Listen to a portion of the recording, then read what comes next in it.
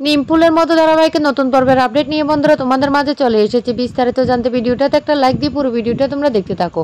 গল্পের শুরুতে আমরা দেখতে পারবো বিখ্যাত সঙ্গীত শিল্পী ইন্দ্র কুমার বর্ষা শ্লীলতাহানি করেছে, আর সেটার জন্য বর্ষা অনেক কান্নাকাটি করতে লাগলো বাড়িতে। আর তখনই পর্ণা বলতে লাগলো এফআইআর করার জন্য, কিন্তু পর্ণার মা বাবা কিছুতে রাজি হচ্ছে না। বর্ষা তখন নিজে এসে বলতে লাগলো আমি এফআইআর করবো। এরপরে পুলিশ স্টেশনে গিয়ে এফআইআর করে আর পুলিশ সহ গিয়ে ওকে অ্যারেস্ট করার জন্য ওর অফিসে হাজির হয়। কিন্তু ইন্দ্রজিৎ কুমার এতটাই চালাক যে ঈশিতার সাথে জড়িত হয়ে সে আগে থেকে বেলের কাগজ নিয়ে এসেছে, তাই তাকে অ্যারেস্ট করতে পারেনি। তারপরে ইন্দ্রজিৎ কুমার বলতে লাগলো যে বর্ষার উপর প্রতিশোধ নেবে, তাই তার লোকজনদের পাঠিয়ে দেয় দত্তবাড়িতে। আর সকালবেলা দত্তবাড়ির দরজার সামনে অনেক লোক জড়ো হয়েছে, আর সবাই বলতে লাগলো এই মেয়েকে আমরা কিছুতে ছাড়বো না, ওকে আমরা চরম শাস্তি দিয়ে ছাড়বো। একজন বিখ্যাত কণ্ঠশিল্পীর নামে ও এতটা খারাপ একটা বদনাম দিয়ে দিয়েছে, ওকে আমরা ছাড়বো না। আর পর্ণা তখনই একটা লাঠি নিয়ে দরজার সামনে চলে আসার বলতে লাগলো আরে ওকে কি তুলে নিয়ে যাবে, আগে আমার সাথে মোকাবিলা কর,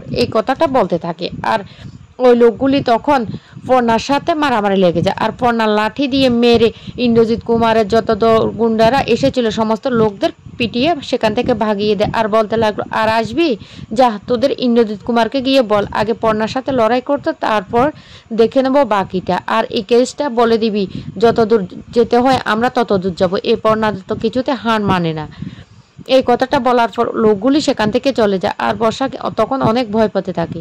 তখন পর্ণা বলতে লাগলো বর্ষা তুই একদম ভয় পাবি না, ইন্দ্রজিৎ কুমার তোর কিছুই করতে পারবে না যতক্ষণ না আমি আছি, আমি তোর পাশে সব সময় থাকলো। পিকলু তখন বলতে লাগলো আমাদের যতদূর সম্ভব আমরা ওখানে যাব, তবে ইন্দ্রজিৎ কুমারের মতো এত বড় একজন কণ্ঠশিল্পীর পিছনে যে এই নোংরামোটা আছে সেটা এবার আমরা আঙ্গুল দিয়ে সবাইকে দেখিয়ে দেব যে ও কতটা একটা ছোট মনের মানুষ। তো বন্ধুরা আজকের আপডেটটি তোমাদের কাছে কেমন লেগেছে সেটা অবশ্যই কমেন্ট করে জানাবে।